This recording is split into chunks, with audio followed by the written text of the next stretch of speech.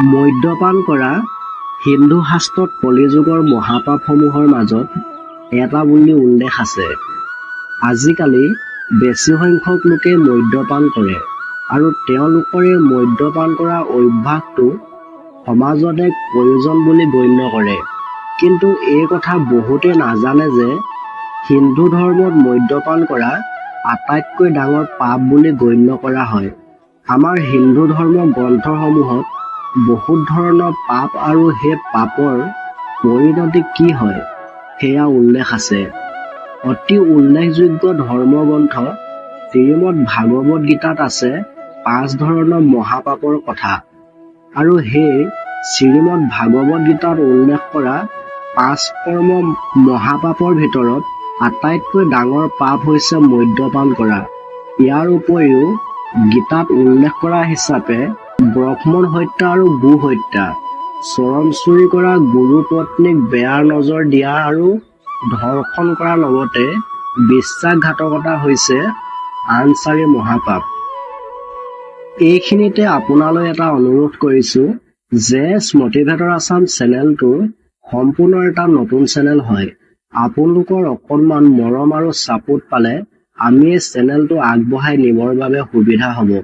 সকলোৱে চেনেলটো ছাবস্ক্ৰাইব কৰি বেল আইকনটো অল কৰি থব নাপাহৰিব, যাতে পৰৱৰ্তী ভিডিঅ'সমূহৰ নটিফিকেশ্যন আপুনি মিছ কৰিব লগা নহয়। এটি প্ৰতিবাদ আছে, যি ঠাইত চৈতানৰূপী পাপ সোমাব নোৱাৰে সেই ঠাইলৈ মদিৰাৰূপী পাপক পঠিয়াই দিয়া হয়। অৰ্থাৎ যি ঠাইত মদিৰাই বাঁহ লয় সেই ঠাইত মানুহ চৈতানলৈ পৰিৱৰ্তন হয়।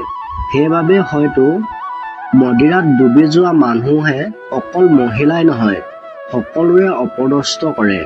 অকল শত্ৰুকেই নহয়, গুণী জ্ঞানীজনকো হত্যা কৰি পেলায়। সভ্য সমাজত কলংক আনি দিয়ে, সুস্থ বিষয় ব্যৱস্থাকো অস্থিৰ কৰি ৰাখি দিয়ে। মদিৰাপান কৰা বেদ আৰু গৰুড় পুৰাণতো মহাপাপ হিচাপে গণ্য কৰা হয়। ই বেদত মদ্যপাপী ব্যক্তিক চৈতানৰ লগত তুলনা কৰা হৈছে, আৰু চৈতান হৈছে সেইজন যিয়ে আনৰ সৈতে কলংকত লিপ্ত থাকে, যিজন চৰিত্ৰহীন আৰু বিবেক বুদ্ধিহীন হয়। চিকিৎসা বিজ্ঞানৰ ফালৰ পৰাও কোৱা হয় যে যেতিয়া মদে মানুহৰ দেহত প্ৰৱেশ কৰে তেতিয়া সেই ব্যক্তিয়ে নিজৰ বিচাৰ বিবেক আৰু সংস্কাৰক হেৰুৱাই পেলায়। ৰামায়ণৰ এক প্ৰসংগত দেখা যায় যে যেতিয়া লক্ষ্মণে শূৰ্পণখাক নাক আৰু কাণ কাটি দিছিল, তেতিয়া শূৰ্পণখাই যন্ত্ৰণাত ছটফট কৰি তেওঁৰ দাদা ৰাৱণৰ ওচৰ পাইছিলগৈ, আৰু তেতিয়াই কথাই কথাই শূৰ্পণখাই 4জন লোকৰ চৰিত্ৰৰ কথা ৰাৱণৰ সন্মুখত উল্লেখ কৰিছিল। তাৰে ভিতৰত এজন বিশেষ হৈছে যিজন ব্যক্তিৰ সমস্ত মদিৰা নিচাত আক্ৰান্ত হয়। তেওঁলোকে গোটেই জীৱনৰ দুখ ভোগ কৰে, কিয়নো মদ্যপাপী ব্যক্তিৰ শৰীৰৰ পৰা লাজ নামৰ আচৰণটো বিনাশ হৈ যায়। ইয়াৰ উপৰিও গৰুড় পুৰাণত আৰু নাৰদ পুৰাণত মদ্যপান এক মহাপাপ বুলি আখ্যা দিয়া হৈছে। এই পুৰাণসমূহত মদিৰাৰ 3 প্ৰকাৰৰ কথাৰ উল্লেখ আছে। প্ৰথম হৈছে গুড়ৰ দ্বাৰাই প্ৰস্তুত কৰা মদিৰা, দ্বিতীয় হৈছে চাউলৰ দ্বাৰাই প্ৰস্তুত কৰা মদিৰা, আৰু তৃতীয়তে হৈছে ফুল ফল পাত আদি দ্বাৰাই প্ৰস্তুত কৰা মদিৰা। গৰুড় পুৰাণ আৰু নাৰদ পুৰাণত উল্লেখ আছে যে স্ত্ৰী আৰু পুৰুষে এই 3 প্ৰকাৰৰ মদিৰাৰ পৰা দূৰত্ব বজাই ৰখাৰ উচিত। এই 3 প্ৰকাৰৰ মদিৰা পান কৰা মানুহ পাপৰ অংশীদাৰ হয়। তেওঁলোকে যেনেদৰে এই মৰ্ত্য লোকত বিভিন্ন ঘৃণা আৰু লাঞ্ছনাৰ ভোগ কৰে, ঠিক একেদৰে মৃত্যুৰ পিছতো নৰকত গৈ নানান ধৰণৰ ভয়ানক শাস্তি ভোগ কৰে। যি লোকে সদায় মদিৰা পান কৰে তেওঁলোকৰ পৰা ভগৱানে সদায় দূৰত্ব বজাই ৰাখে।